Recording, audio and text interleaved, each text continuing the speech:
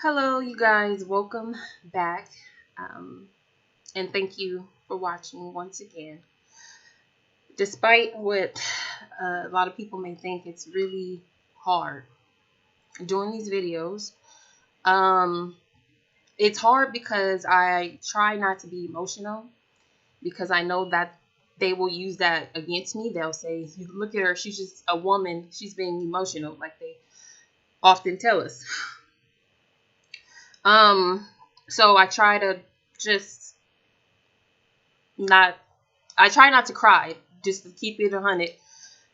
I just try not to cry because when I think about it for 2 whole years, how my livelihood was taken from me.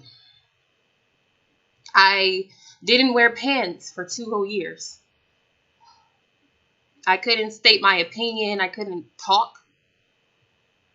So it's emotional, just to say the least.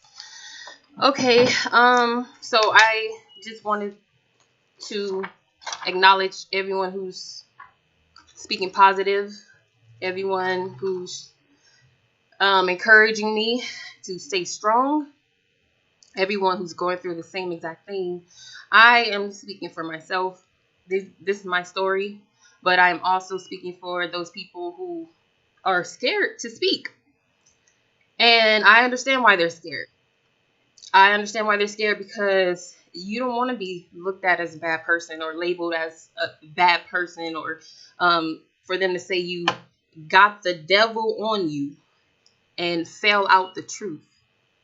So it's all mind games and guilt trips, manipulation at its finest. So I'm speaking for those people, you guys. I'm speaking for you too, as well. I felt the need to go ahead and finish the list that I started,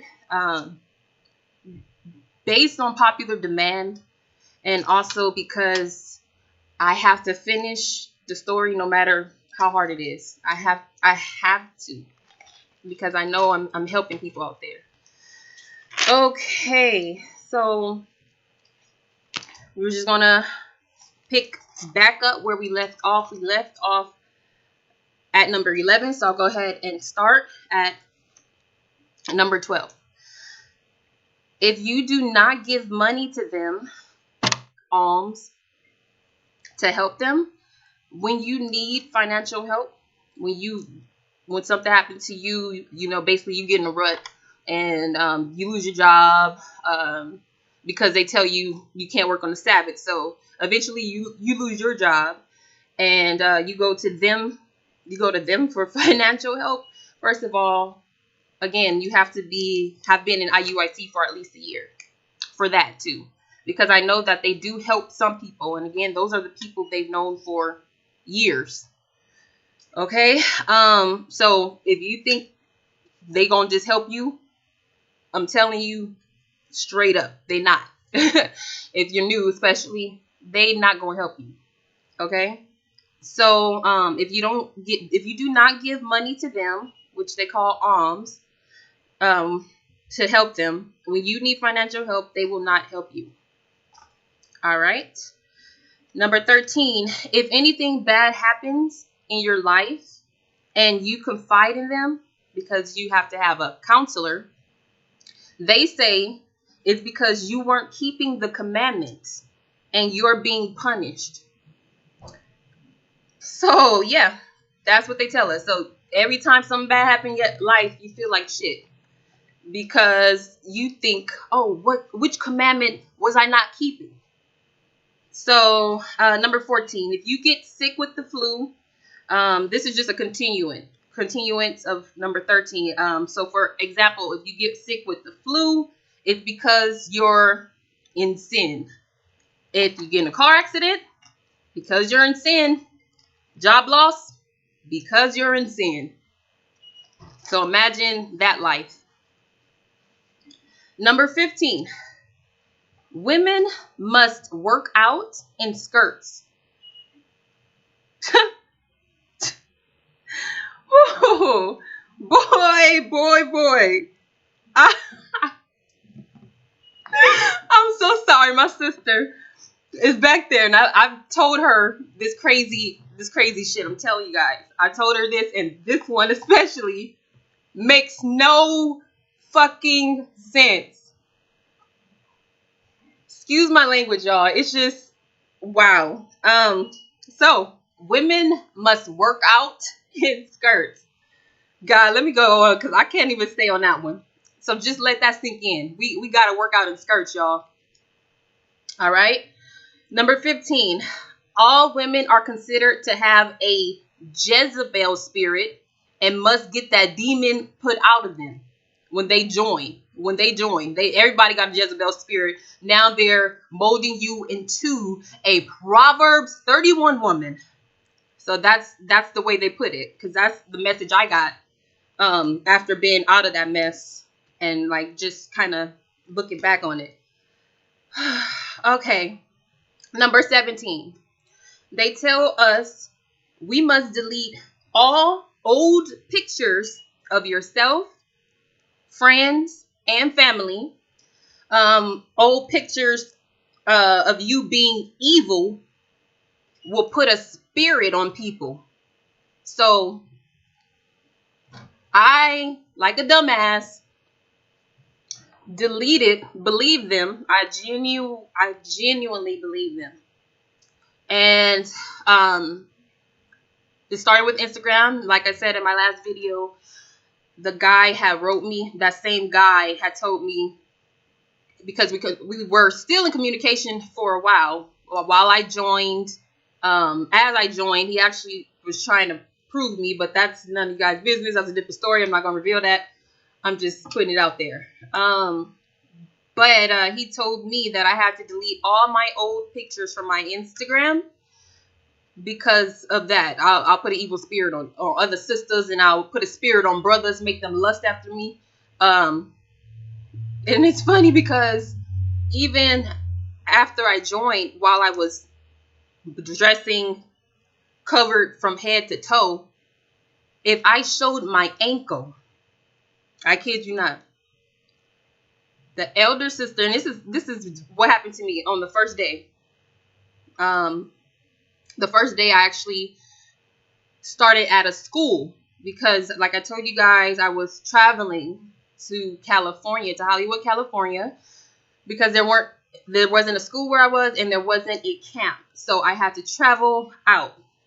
So I was traveling there, and eventually I moved to Las Vegas. And so from what happens is, if you're in one city or one state and you move to another one, the officer or leadership in your city tells all your business to the officer or leadership in the city that you're moving to, because you gotta continue congregating no matter where you move to. There's a school now. Unfortunately, there's a school no matter where you move to. So they'll tell your business from one officer to another. And then once you get, so they'll be like, so say they think you're in bad standing or whatever, they'll report all that to the other officer. So, and when you're in bad standing, it's like you can't do nothing. You can't go to their events. You can't marry. You can't court. You can't do nothing. And I mean, this is public. They stand you up in front of the whole congregation. So this is not like it's a secret, like, let me talk to you in private, brother. No, they stand you up, they bash you, and they humiliate you. And that's straight up what it is. So anyway, back to the ankle thing. My first day at that Las Vegas school, the elder sister, which is that officer's wife, she told me at the end, after I decided to stay, because I was going to leave because it was still weird.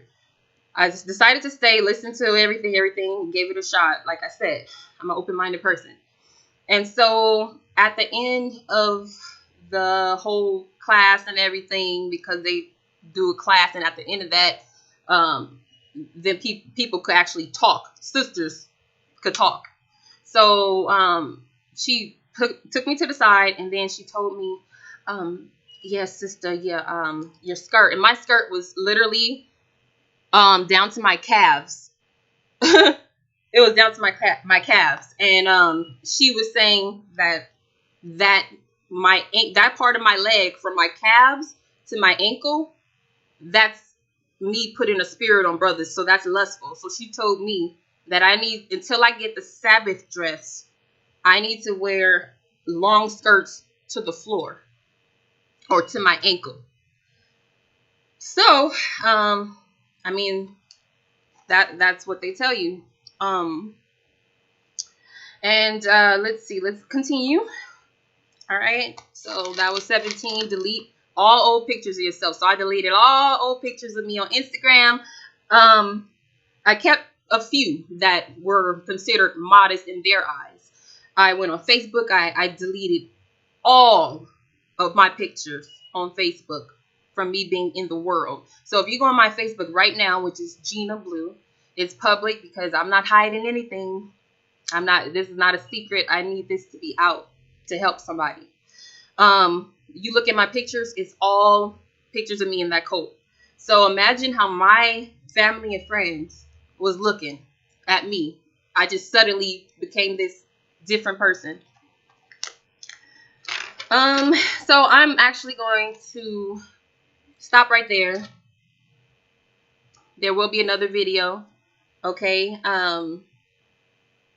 So stay tuned and spread the word, you guys. Spread the word, because this is so serious. And also, I just want to thank everybody out there who experienced the same thing as I and have spoken about it, because I know that you feel like nobody hear you because that whole cult come against you. So you feel like nobody hear you. You're not being heard. Why am I doing this? I should just stop. Don't stop. Don't stop. Okay? Keep going. I'm going to keep going. I'll see you guys on the next video. So stay tuned. All right? Have a good day, y'all.